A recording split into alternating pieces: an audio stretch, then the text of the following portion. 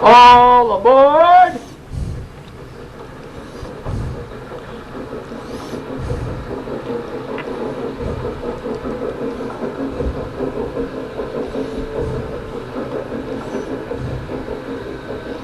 Next stop, Chicago Junction.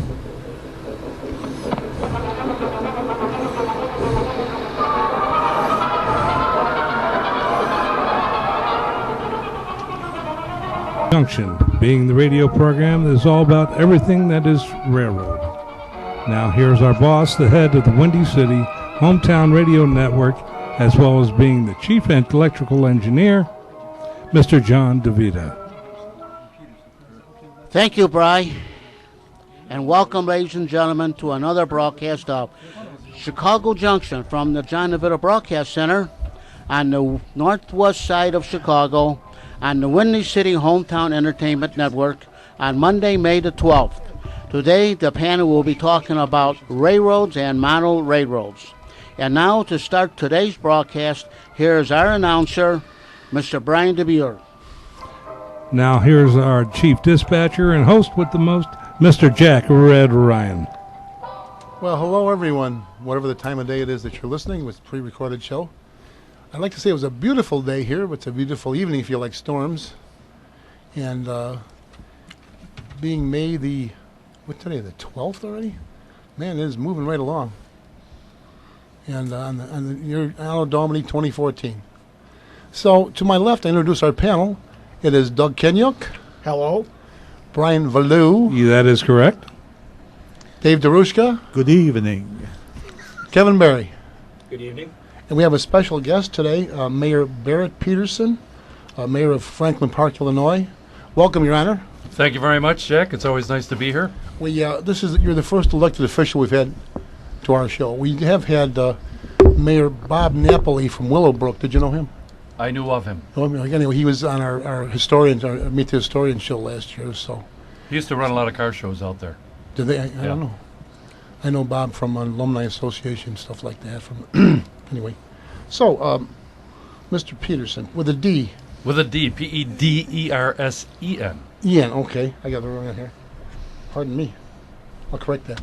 And that would be what extraction? Norwegian, but don't hold it against me. I'm still a nice guy. Hey, Dublin was a Viking town, you know. That's right. Yep. Quite a history. And the Celtic features from Ireland that you see with the blue eyes and or the red hair or the blonde hair are actually Scandinavian. But my red hair came from my mother, who was German. So.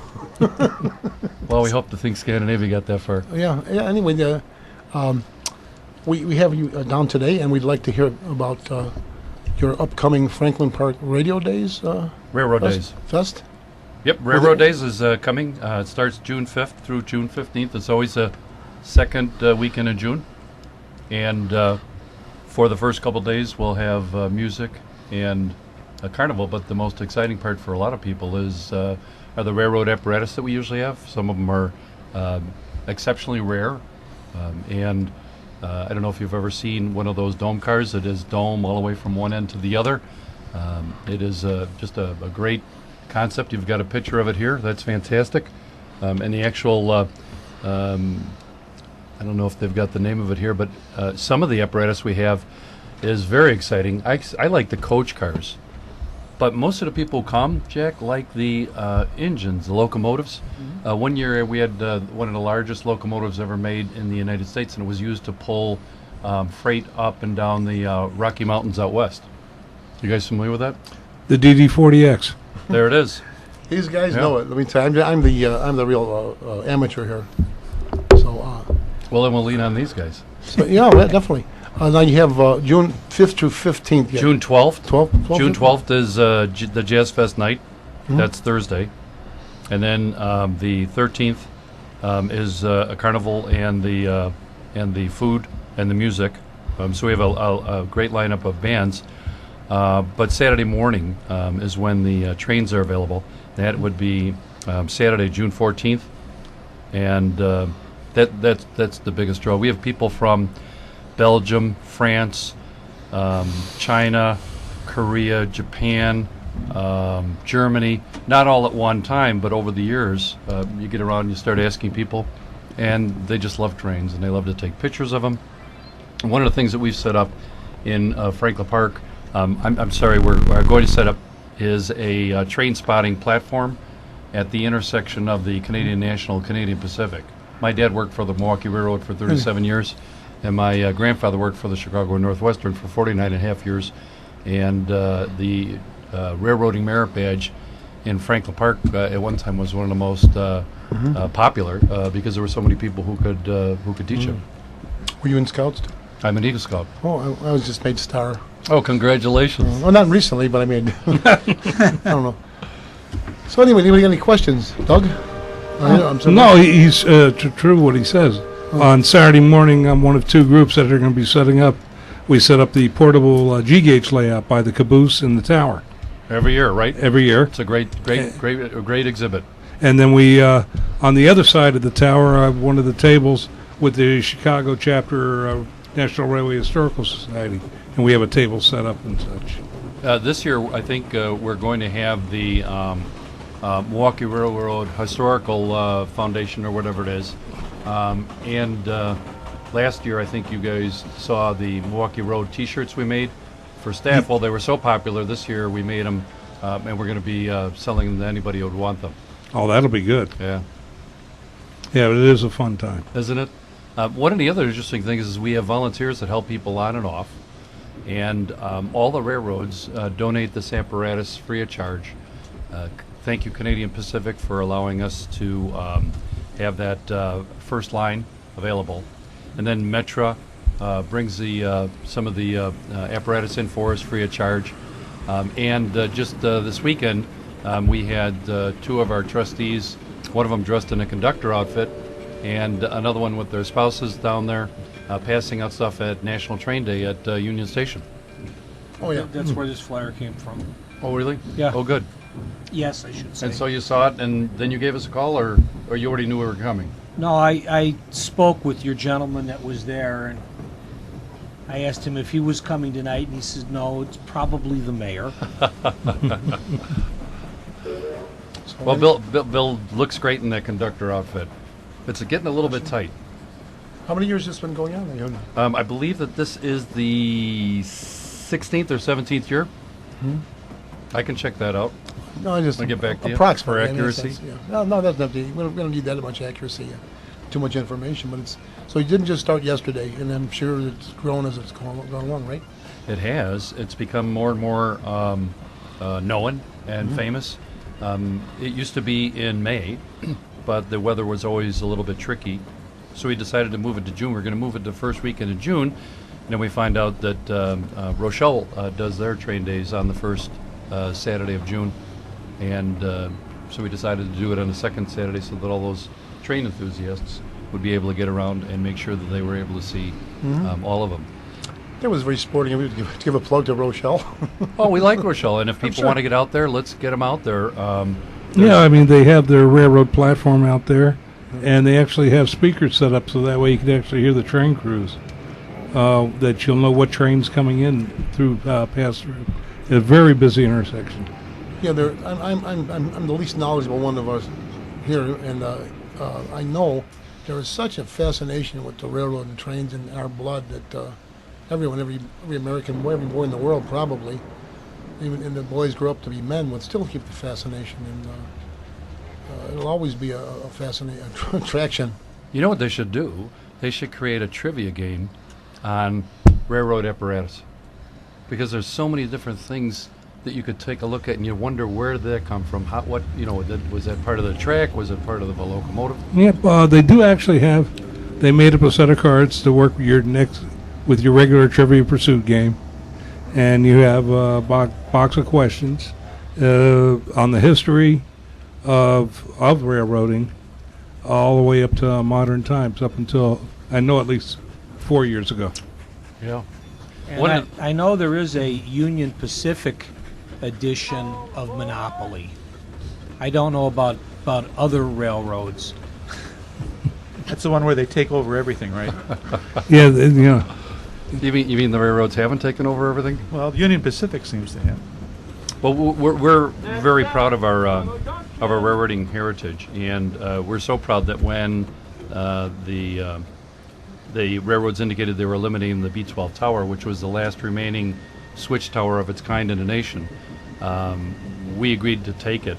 I think we had to pay them $1, and then it was quite expensive to have it moved over to where it is now, and now it's the anchor of railroad days. Yeah. Basically, the railroad days, and actually the little park that's there. Because I actually finally have stopped there and saw it without the tents up and everything. It's a lot different. Yeah, nice. Yeah. One of the other things that's interesting is we have 3 metro stations now in Franklin Park. One of them is at Mannheim, where the original settlement of this area was, and they're required to keep that Mannheim station open, otherwise the metro tracks in Franklin Park revert back to their original owners, which is the Tiedemans, now the Dawsons in Franklin Park, that run the Sachs Tiedemann Funeral Home. Yeah. So that's why you have that little station there where they still have stops. Yeah. Oh, that's good for Trivia Pursuit. Yeah. You mentioned that there's going to be a viewing platform at your railroad park. Where is that going to? Is that going to be at the edge of that park that's sitting at the junction now? No, no. It's on the opposite end, on the northwest corner of that junction. The village bought a industrial property and tore down the buildings there, and then built a police station on the west end.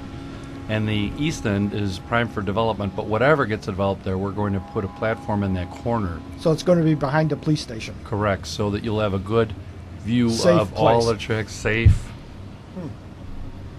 Yeah, but we thought that was important. I always see people out taking pictures, and sometimes I'll stop and I'll see someone, I'll say, hey, you want to get into the B-12 tower? And I'll drive them over there. We'll unlock it, we'll bring them up there, and let them take pictures, and it's always a thrill for people who are train spotters. So let me think now. The Railroad Day is which now, the last day? Railroad Days is Saturday, June 14th, and it's from 10 a.m. to 3 p.m. So the trains are there for 5 hours. And if you get there too early, they're not there yet, and if you get there too late, they're pulling out. So that would be June 14th is also Flag Day, is it not? Yes, it is. So something to remember. So come and wave your flag at Franklin Park's Railroad Days. And there's another thing you should know. Franklin Park is the home of the Baby Ruth and the Butterfinger since probably 1929. We used to see from the 294, see the sign there, correct? Yeah. It was there. Curtis Candy, it became Nabisco, became, who bought them now? I don't know. Nestle. Nestle got them now, yeah. Am I right? It was Curtis Candy originally. Yep, that's right, Curtis Candy. Of course, Baby Ruth had nothing to do with Babe Ruth, did it? No, actually, the Baby Ruth candy bar was named for the granddaughter of the owner of the company. That's what they say. Well, yeah. That's good. It was the really official good. version. When they were sued, they had significant information indicating it wasn't Babe Ruth. The problem is they initiated the Baby Ruth bar in the very year that he was, the highlight of most the celebrated thing, and ultimately they had determined that it was named after him, but didn't want to have to pay him royalties. Yeah. Remember Wrigley Field used to have a advertisement for them, Baby Ruth, and it was in the That's right. I can remember that. I only saw it on television, though. Mm-hmm. And if you ever, if you're a man and you're listening and you ever go into a public restroom, when you use the facilities, you're using a Sloan valve. Those are all made in Franklin Park. 80% of the exercise equipment in the world is made by Life Fitness. They're in Franklin Park. Life Fitness is there, right? Yeah. That was a little local. I hope the taxes in Illinois don't drive them out of there. We are full. We have virtually no industrial space available in Franklin Park, over 20,000 square feet. Well, that's good to hear. Yep.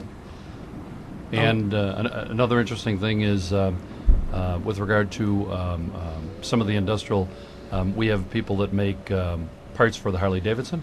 Pac-Man was originated in Franklin Park, which was a video game that probably none of us at the table here played very much. I did a little bit. two of us. We're the 6th largest manufacturing center in Illinois, and we're right next to O'Hare, so we like to say we're Franklin Park at O'Hare, home of Baby Ruth and Butterfinger. Yeah, that's good. But anyway, let's hoping everybody can come out. Can you stay around for a while? Or Of course I can. This is my home neighborhood. I went to Holy Cross High School, so a lot of the people in the neighborhood went to school with me. What year were you out there? When I was out of there at 76. Did you get across? St. Rita 64. Oh, good. Just Oh, had you're our- a South Sider. Yeah, set our 50th. South side. One of my best friends is 88 years old, and he went to St. Rita. Who's that? Ed McElroy. Ed McElroy went to St. Rita? Ed The broadcaster? Yeah. Yeah, I met him. Yeah, yeah. He was, well, he's not a broadcaster now, but he was No, with the I know. Cubs. He was, and then he does his own cable yeah. television show and Does he now? does the judges. He's still got. He's 88 years old and he does more work than I do. Has more energy. He does, doesn't he? It never. Yeah, he figured he had to be around there. He'll go golfing during the day, and Mm-hmm. he'll go to a meeting in the afternoon, and then he'll go to a fundraiser at night. And he calls me at 10 o'clock at night and wants to talk about politics. What is his plate? 185 or 184? It used to be for a long time. The same license plate, right? Yeah, you're right. You're right. Yeah. Well, so you're doing it. Do you know who I'm talking about? I've heard the name. Yeah. The gentleman would be a little over 20 years older than I am. Yeah, a lot more than 20. He's 88, right? But I graduated from Marist High School in Oh. 1968. We used to play Marist all the Second time. graduating class out of Marist.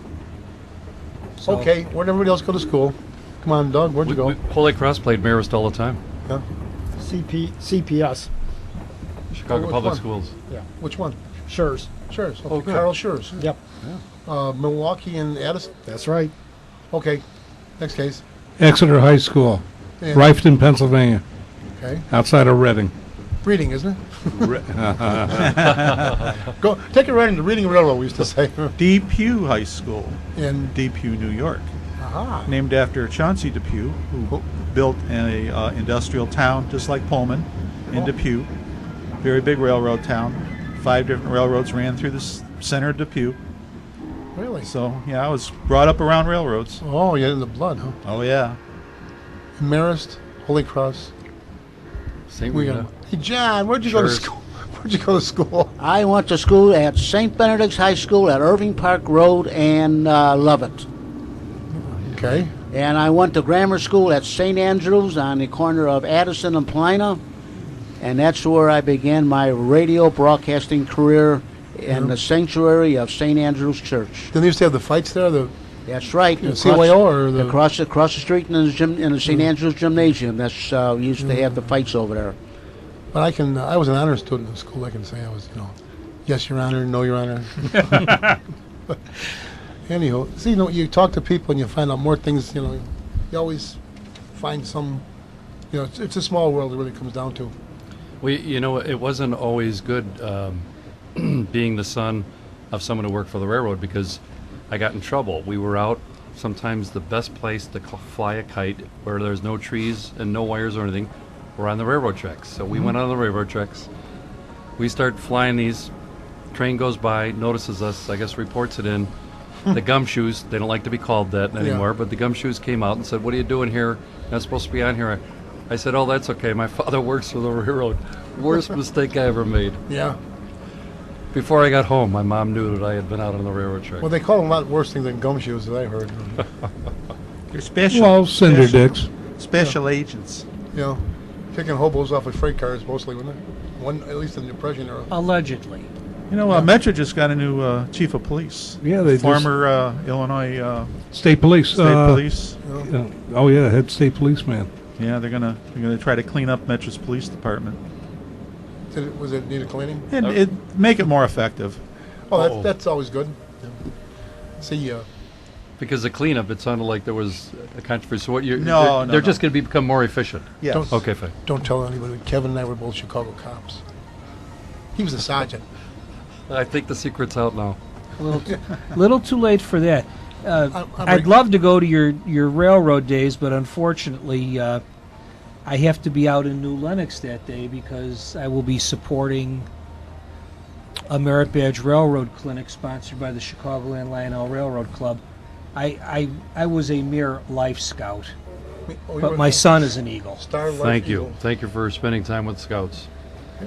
Yes, I will be there also since you grabbed me before they did.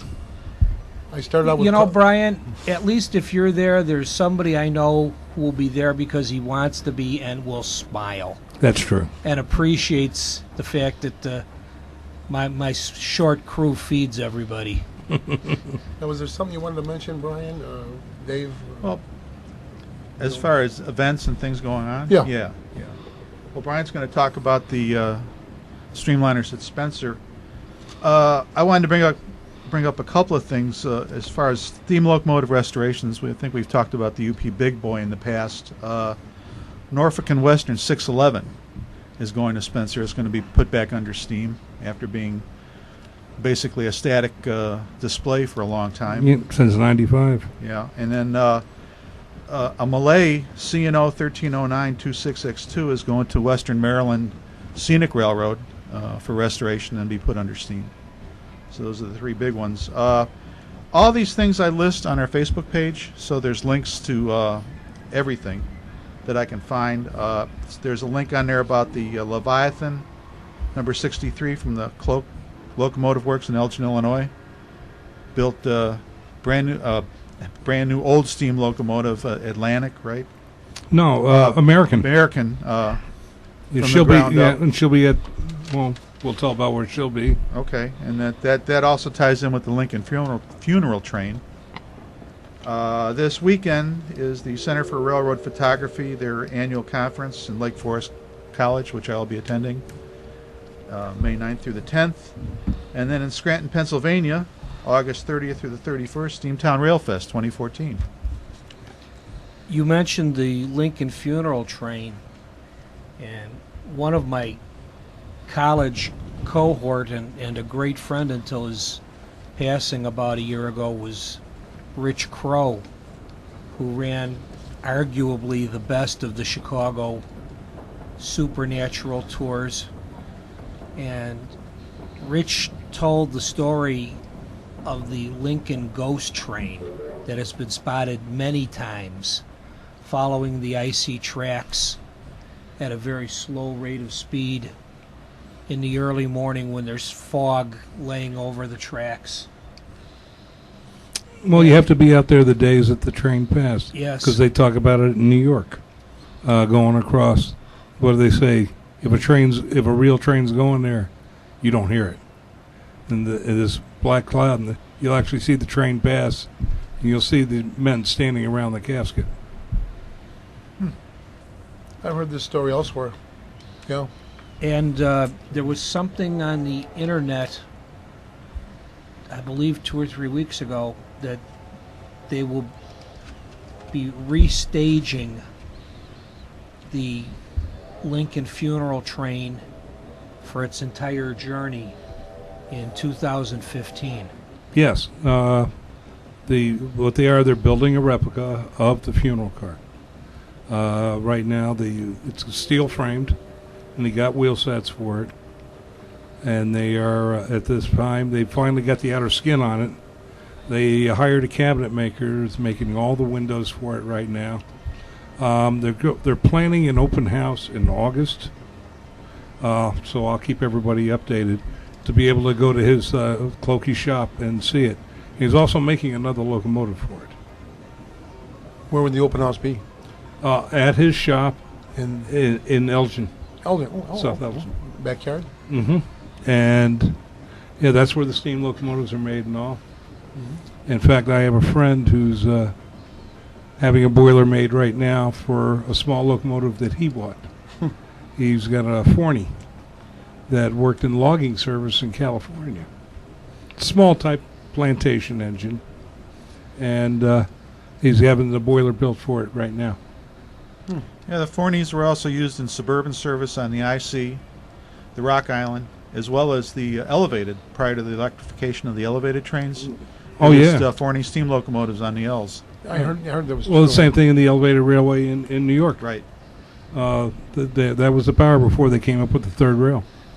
And obviously not the subway. No. Actually, there was some underground that used steam. Was there? In fact, they just celebrated the 150th anniversary in London. Really?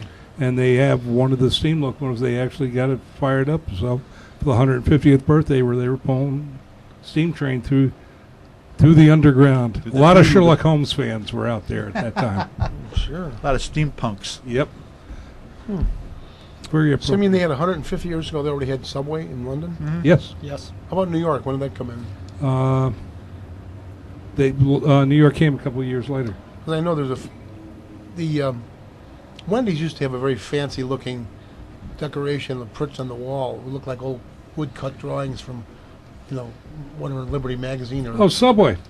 So yeah, remember? Subway had that Yeah. on the walls. I said, was it Subway? Yeah. Subway. Okay, they Subway, still yeah, do. Subway. They're just not quite as bright as they were 10 years ago. Yeah, but I mean, they looked like they were old drawings from. From What Subway magazine routes. I'm thinking of. The big one, New Yorker?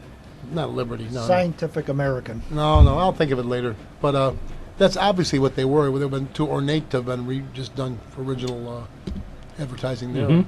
I was just fat. The idea Leslie's was, Illustrated.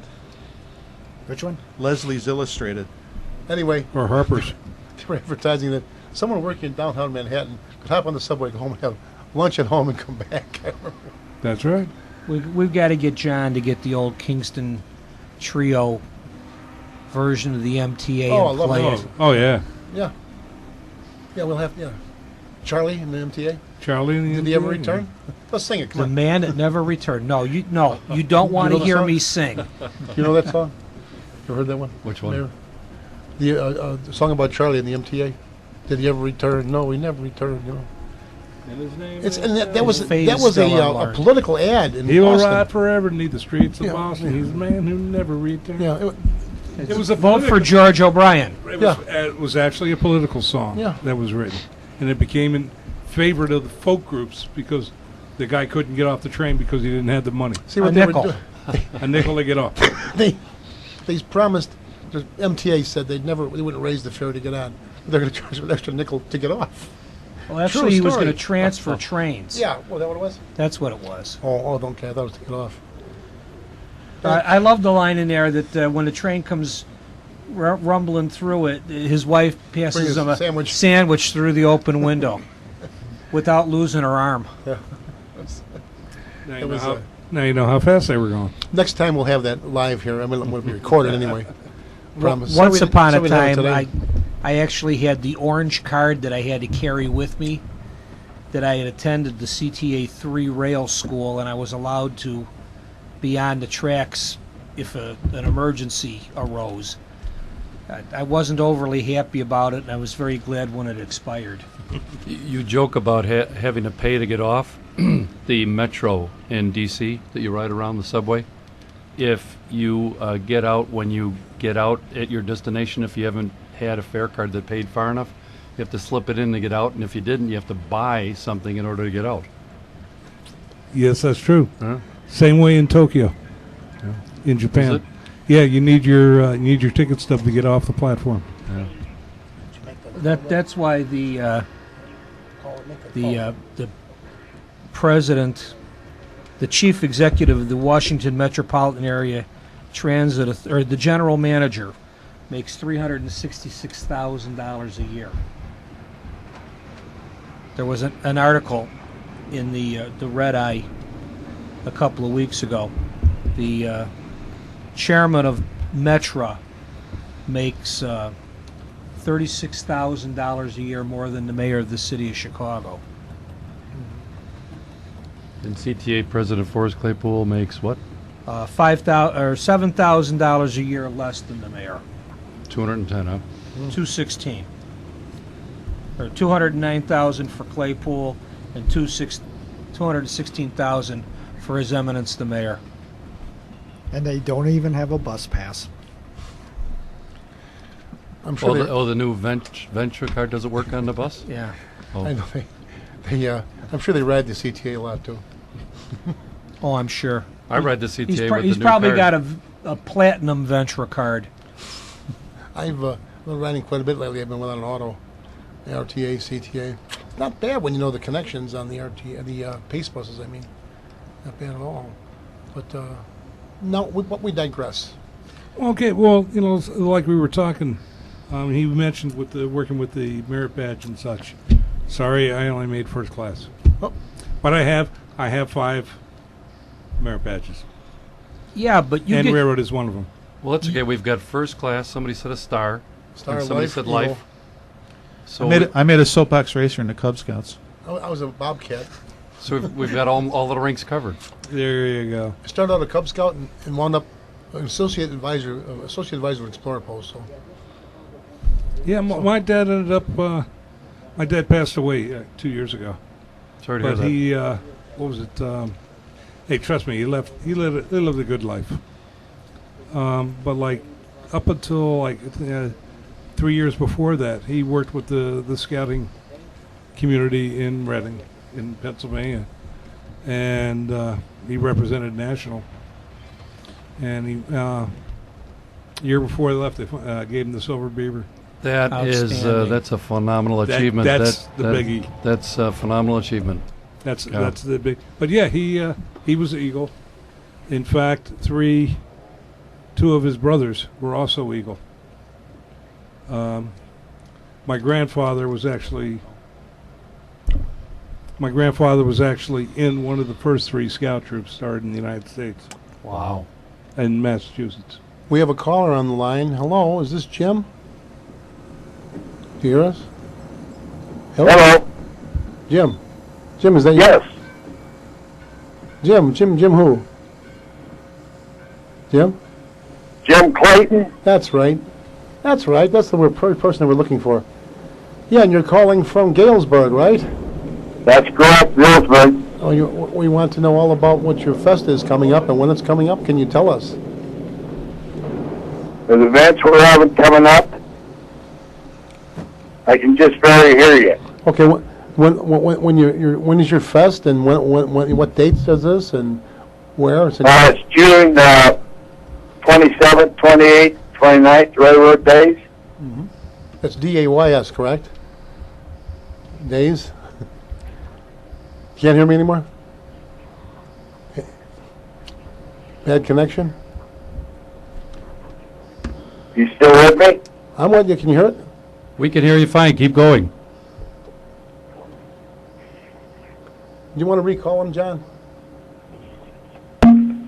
Oh, sure. You're on the air. Go ahead and keep talking. Okay, there. I didn't hear you there for a while. I think our next event here is June 27th, 28th, and 29th. It's Railroad Days. And anything special we have this year? Yeah, a steam engine, working steam engine out there this year, and it's the Civil War type steam engines come out of Elgin, Illinois, and they're going to have it on display there at Galesburg, right in front of the Amtrak station, plus a BNSF diesel. Then we have also tours of the Galesburg Railroad Yard. They run every half hour. That's on Friday, Saturday, and Sunday. Then we run VIP tours on Friday night at 4 o'clock. And Saturday night, they're $20 a ticket. And they actually tour the yard. They actually go in the towers. It lasts about a 2-hour tour into the diesel shops. Like I say, it's a narrated tour. Plus many events, the big toy show and HO gauge type train sets at the Sandburg College. They have about 300 tables sold so far, plus about 60 tables of model. I'm sorry, I lost you there. We're here. It's at Carl Sandburg College. There's about, like I say, it's one of the biggest shows in the Midwest. The toy show and the train show. This is And the festival's on Main Street. We're changing everything this year. We have a speaker at Knox College Lincoln Room where Abe Lincoln will be there. This is the first time we've actually turned the show upside down and put it back on Main Street, and we have several other railroad type related displays there in Galesburg. Now, How long have you been having this fest? How many years? This will be our 40th year, and it's actually dying down on us. So we thought we'd redo it and change things and bring it back to life. And it seems like we have, because we got so many vendors this year that, according to last year, it's up about around 80% more vendors. And I suppose you have music and fest like that too, along with the what's going on. I can just very hear you now. We still have some. We have some music to go with that, or also, or The music? yeah. I lost you there, man. Okay. One of our I'm working panelists. off of a cell phone here, so we're going in and out. Okay. Kevin Berry, one of our panelists, has some observations and questions for you. Jim, I had the opportunity to go down and enjoy your railroad days a few years ago. My wife and I went down on the Amtrak out of Chicago. You still have that nice restaurant there in the old converted meatpacking building? Yes, that's a packing house, yes. Yeah. Very nice place. Very unique. Very unique. I enjoyed your your toy show and train show. I was really shocked with the number of vendors you had in there. I should have brought a duffel bag of money with me. There was some nice Like stuff I say to be there, had. it's very easy to get back and forth, because if you get right there, we have shuttle buses that run every 30 minutes back and forth between the college and downtown and to the Railroad Museum right there on across the street from the packing house. And we had an opportunity to do the yard tour, but we weren't allowed to get off the bus at that time. But we did get to see the hump track in operation, and the gentleman was nice enough to point out the diesel shops. I'm very, very happy to hear that they'll be open for people to enjoy getting in there and taking a look at them. It's something folks up in Chicago don't get to do unless you're fortunate enough to have somebody in the family that actually works at the facility. Yeah. How about The rail yard tours are very popular there. That's why we added about 3 years ago, we added the VIP tours, because it actually got permission to it's a limit to 30 people. Like I say, the rail yard tour is about 40 minutes.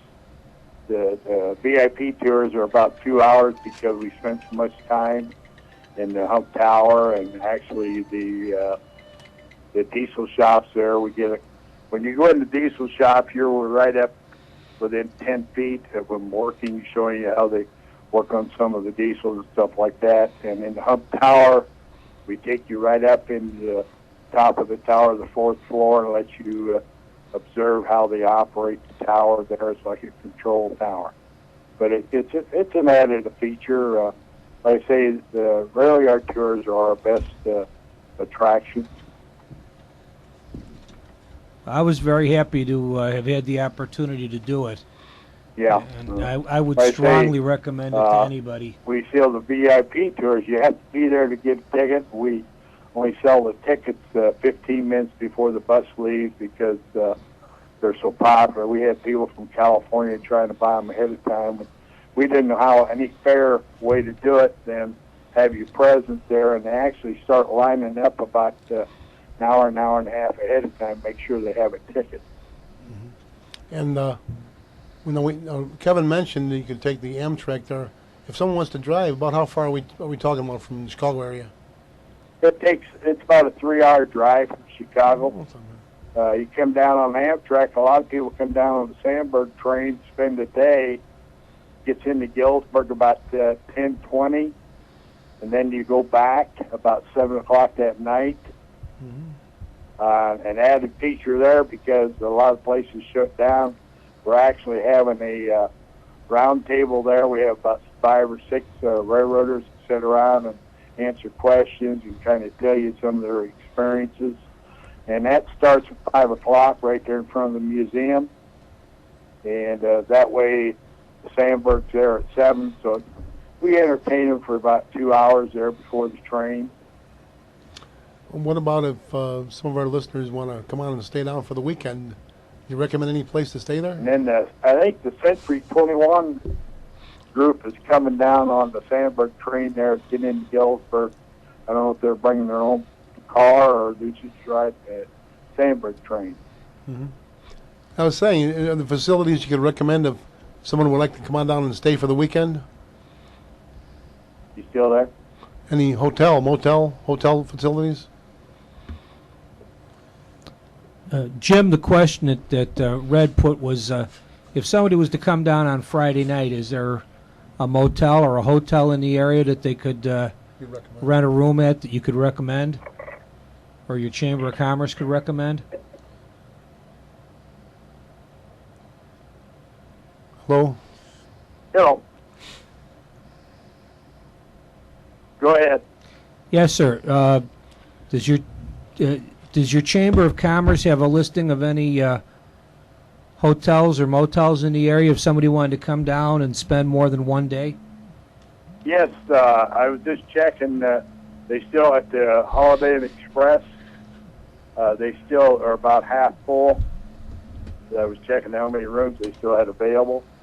The Chamber of Commerce, or you can check with the Visitors Bureau, or you go in on Facebook and the Galesburg Railroad Museum. Outstanding. Okay, so it's, the dates again are The June. Visitors Bureau has a lot of information on it.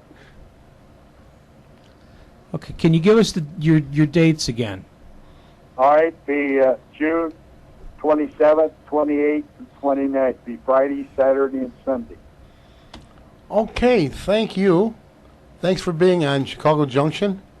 Anybody wants to call me, they can, or they can check us on our website, GalesburgRailroadMuseum.org. That's right. That's where I found you. Thank you very much. Thanks for being our guest today. Thanks for taking the time to speak with us, sir. I never needed an interpreter before. You know, he mentioned something about hump, and they eliminated the hump out of the Bensonville yards in Canadian Pacific. Is that happening nationwide? Is that new? Well, it depends upon what the yard's being used for a lot. They're not doing that much switching in Bensonville. Most of the stuff that they're working with is container traffic. Well, actually, they are still making up trains. It was just, but they do it on a more level surface. Yeah, just flat switching. Yeah. Okay. What's a hump? Oh, I thought that was. I don't know. You guys, these guys. Don't. Okay, if you go to a rail yard, Yeah. like Proviso, Like 59th and Damon, yeah, the BRC yard, Penn Central. you'll see BRC, What Belt is that? Railway, Belt Connection Railway. Oh, okay. You'll see in the middle of a yard a tower sitting up on a hill, Yeah. and they put little cars on it and they run it over. And what it is, when they're pushing the cars, they're going into a switching yard. So they'll disconnect the cars. It'll go down the tracks. They got pneumatic Yeah. wedges to stop them, slow them down, and they go down these long tracks and making up trains. So they'll have a switch. They'll have a switching engine pushing, and it'll be a train made up of cars that are going to different places. They'll push them over the hump. There'll be a reader that reads where the car is supposed to be going, and then when it gets to a certain point, if there's a single car, it'll disconnect the coupler automatically, and it'll release. Or if there's two cars, the two cars will stay together, but the second car will release, and it'll go down, and then a switch will move it into the 9 or 10 or different tracks, and they'll make up trains all day long. That's what they were doing up there all those years. I was That's right. Playing ball and we were watching the. Yeah, it was See, the first right. See, they're hiding it in plain sight. All that humping going on. first railroad job I had at the Northwestern was working at the top of the hump, pulling pins on cars. Yeah. Beep, beep, beep. Did you lose any fingers? Send 3 down. No. Because that was a very common occurrence back then. In fact, you could tell a real veteran railroad worker, they wouldn't have it. They just have a bunch of nubs. That's it. Yeah. Yeah. And then Eli Janney came along. No, last year was the anniversary 1883. Eli Janney had the patent for the first knuckle coupler, which today's knuckle coupler is based on. Yeah. Yep. Right. Yeah. Eliminated the pin and the. And it was one of two inventions since the end of Civil War to 1900. It was one of two inventions that made railroading the safest possible. The other was Westinghouse making the air brake. It's a very dangerous activity. Yes, it is, but it's still fun. And do they call it the hook anymore? My dad used to work on the hook. You mentioned Galesburg. He used to take the hook all the way out to Galesburg when a train would derail. My dad worked on the RIP track, the repair track in Bensenville, and then he was on 24-hour call. If a train derailed, he had to go out on something called a hook, and they would go out and they would use a block and tackles. It was the steam hook, yeah. And then it was the big crane. Put them back on the track. Now they have Hulcher, which is an outside contractor. Right. Hulcher and R.J. Corman. Yep. They are the subcontractors. Like I said, that's part of the personnel that they've cut back on. And but Hulcher comes from where? Indiana. So it takes, instead of having actually they might be headquartered in Indiana, but they've got they're everywhere. They have crews everywhere. They've got crews everywhere, and same with R.J. Corman.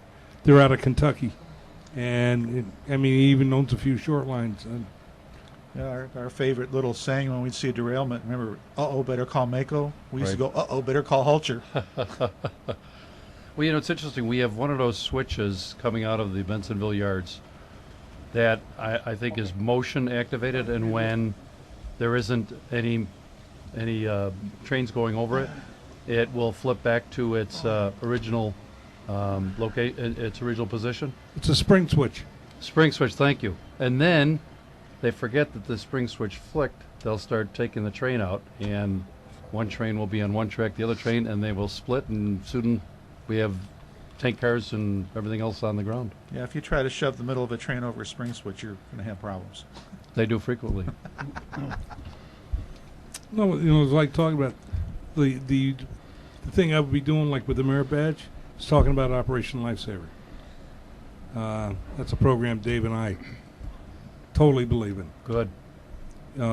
Trying to get the word out to the people.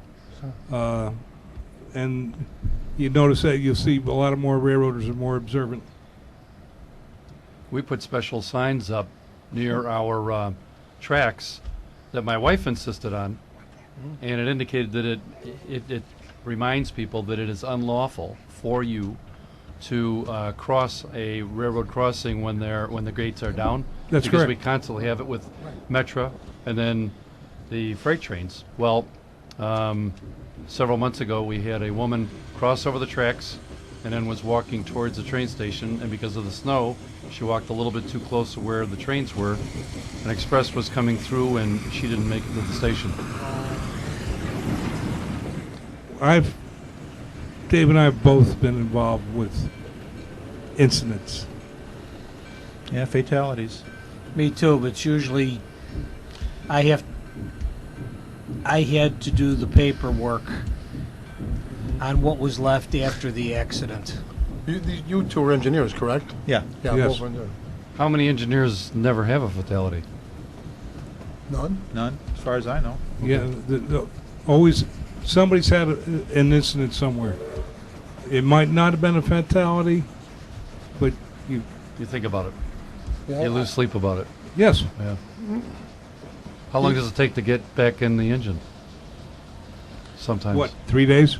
3 days. That's about what they give you for trauma. You can request a longer period, but it has to be approved by the EAP. But normally Employee Assistance Program. they'll tell you to go home for 3 days. And then they'll... Well, the first talk day's to you. free, and then they send you over to EAP. Yeah, then- you have to go okay. talk to the shrinks at EAP, and they tell you everything's okay. And EAP All right. means Employee Assistance Program Yeah. for those listening that don't Yeah. know what EAP Yeah. is. Eep, eep.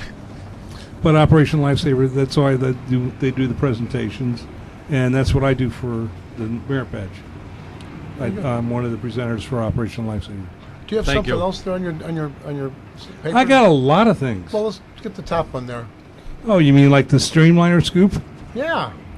Well, yeah, there's an event May 29th to June 1st in Spencer, North Carolina. There is an old Southern roundhouse there, 37 stalls, that has been restored, and it is a museum. It's the North Carolina Transportation Museum. Southern was a very big backer for them on this. You could take a 2-mile train yard and not leave the yard. But they're bringing in the old streamline type locomotives that we call covered wagons, E units and F units for freight and passenger. Right. E actually stood for 1800. The first one that they made was 1800 horsepower. But they have a listing of 25 locomotives, and the one that I want to see is an Alco PA. There were 4 left in the United States and Mexico. In the United States, 4 went to Mexico. 2 are actually in a museum there, and 2 carcasses have come back to the United States. One gentleman who was instrumental in it bought the carcass, and he's rebuilt it himself over an 11-year period. And it's painted like a nickel plate locomotive that he was familiar with. His name was Doyle McCormick. And this locomotive is making its first outing to an event, and they're going to North Carolina. I believe it's engine number 23. Yeah, on the list. And engine number 20, you might look a little, it's Norfolk Western J, steam locomotive 484, most powerful northern built. Beautiful locomotive, runs nice. And it ran in the Norfolk Southern program up until 94. And it's been sitting in the Virginia Transportation Museum. They've raised money so they can run it in the Norfolk Southern Steam program. And that's the one he was talking about. On the 28th, it's going to be taken out of the Roanoke Museum, and it's being shipped straight to Spencer because they want to rebuild it there, because this way people will be allowed to see it while they're going through the rebuilding process. And this time next year, it's going to be running on Norfolk Southern tracks on their system. Yeah, 2 of the locomotives that are going to be displayed are off from the Illinois Rail Museum. E5, is it? The old the Burlington? E5 from the Zephyr. Nebraska Zephyr, and one of the old Chicago Northwesterns. One of the old F7s from used in freight and suburban service. And I think there's a pair of my boot prints still on the fireman's side from where I used to relax. You mentioned that the Southern Railway used to be real big on steam. If you get the opportunity to go to Washington, D.C., in the Smithsonian, in the Transportation.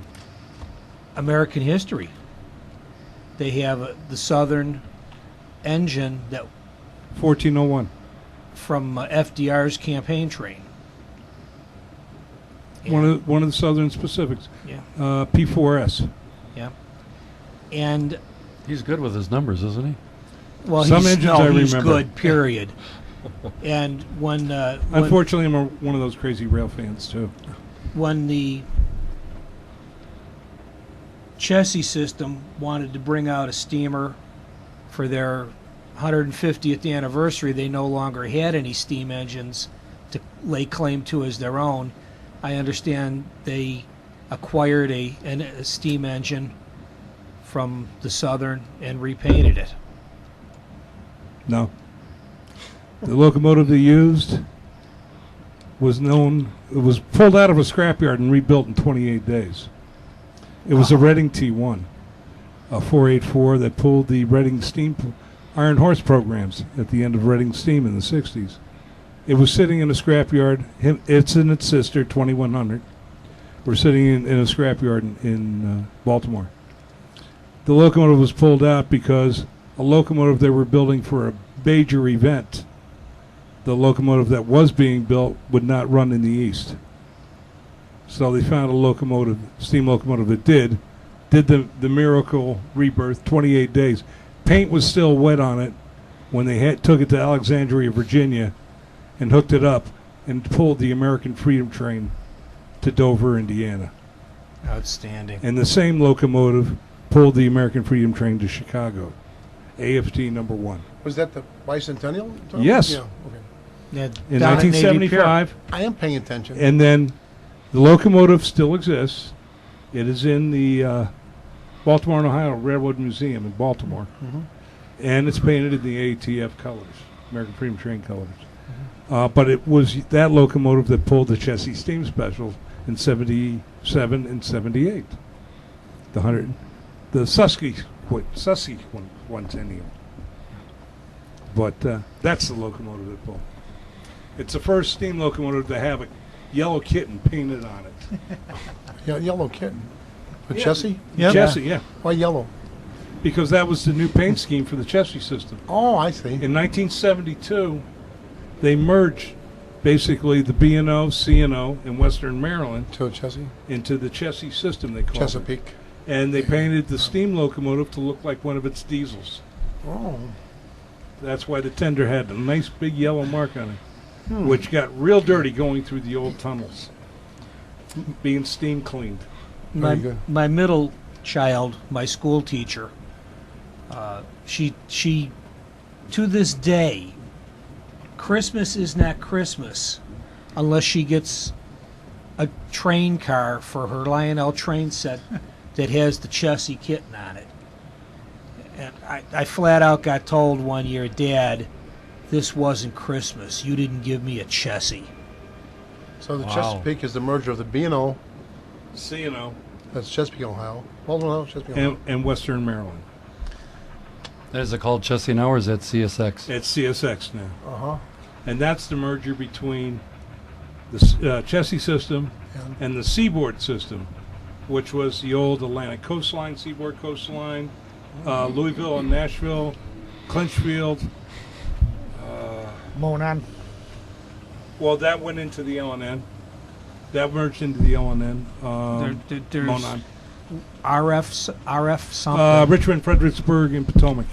Boy, oh boy, these railroads got almost as many mergers as banks. Oh, yeah. That's the way the railroads put themselves together from the very beginning. They'd buy up smaller sections of Yeah, you're smaller railroads, and they'd short lines, as you were calling them. yeah. And Well, they, New York Central, that's how they started, merging end to end. And Nobody set out to build one railroad from one end to the other countries. No. There's only one transcontinental that did that, Who? which was actually built before the Union Pacific. What was it?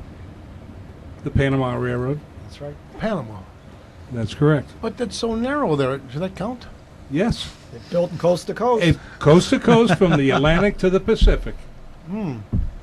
Yes, it is. That brings up an interesting topic about the Panama Canal, but that should be another show, maybe. There you go. Maybe another radio show too. Anybody got anything else before we leave? What's the name of that book I was asking you about again, Brian? That's for sale at the hobby Oh, shops? on tourist trains, the trains book on tourist railroads and museums. And then that's what it's called. Yeah. I wanted to pick one up, and I was by there, and I couldn't think of the dog. I didn't have it anyway. I don't think. I was. No, they got a new one that's going to be coming out that's more updated. Okay, that's got all the shows and everything in it. Well, it doesn't have the shows, No? but it has events at some of the museums. Oh, like for example, For like at the Illinois Railroad. Franklin Park wouldn't be in there. Nobody. It should be. No, but if you go to our Facebook page, all these things will be listed. Very good. Just before we leave, and we're getting close to closing time. Let me give one more plug before I leave, okay? Was that? Barrett Peterson, Mayor of Franklin Park, come to Railroad Days, That's what I was just going to do. Saturday, June 14th. Go ahead, Red. That was it. Sorry. I wanted Love you to to see say it it out again. there. Okay, and then remember- there's one more. If you want to see some good steam, Yeah. starting Memorial Day weekend, the Heston Steam Museum will be open. They In want them to call Indiana? us. And in Wausau, Michigan, on the 20th to the 22nd, they're having trains, planes, and automobiles. You'll be able to get a ride in the B-17, B-29. We'll have old cars there. They will have two Berkshire steam locomotives, one from the Nickel Plate Railroad, number 765, and you'll have Pierre Marquette 1225, which is this is the locomotive that is the Polar Express. The big inspiration for it. There will be the smallest standard gauge Pacific built, Little River Railroad, number 110. It'll be small and be pulling short trips. They'll have 7 switching locomotives. All their cab for hire time has been sold out. This is Heston Museum? Yeah, this is the Steam Institute in Owasso. Owasso, Michigan. Okay. This is where it's on. And also that weekend, the Leviathan will be on display and running, pulling cars around. And plus they got a 1.5 inch scale railroad, 7.5 inch gauge. And they also the steam trips that they pull with the 2 big Berks up to Alma and back. We'll have full-length dome car from the Iowa Pacific, who does the Pullman rail journeys, and they'll be serving dinner and such in those cars. Are we almost there, John? I've got one more issue, and that is for those people that want to see the Lincoln train. It's going to be in Railroad Days in 2015, not this year. But if you don't want to leave the Chicago Railway and you want to see the Lincoln train, the original train that Lincoln rode back from D.C., 2015, second weekend of June. And that was Mayor Barrett Peterson of Franklin Park telling us about, as we wanted him to invite him here, about Franklin Park's Railroad Days coming up on the 12th of June? 14th? The entertainment starts on the 12th, but the trains will be there on the 14th. 12, 13, 14, 15? Yes, sir. Okay. And I want to tell you, everybody, he stayed for the whole show. He didn't have to, but he did. Well, how could I miss spending the time with all you railroad buffs? It made me feel like I was with my father. Well, that's good to hear. And thanks for coming down again. And we hope we can do it again sometime. Are we ready to go, John? Remember, folks, happy rails to you. Thank you, gentlemen. That was great. We're amateurs. All aboard!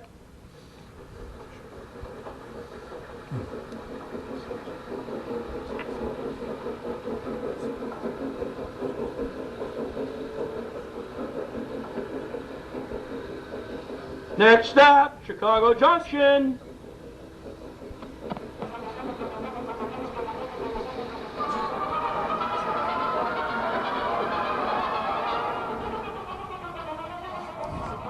Join us again next time when we take our railroad of imagination on our continuing journey through the wonderful world of trains. The opinions expressed on the preceding program do not necessarily reflect those of this station, its management, or that of the Windy City Hometown Network. Chicago Junction is a production of the Windy City Hometown Radio Network and can be heard over this station, as well as the WindyCityHometown.com, where recordings of all our shows can be heard. Once again, all aboard! This is your announcer, Brian Valou, and thank you for listening. Oh yes, the conductor was portrayed by Charlie Johnson, a struggling young actor in need of work.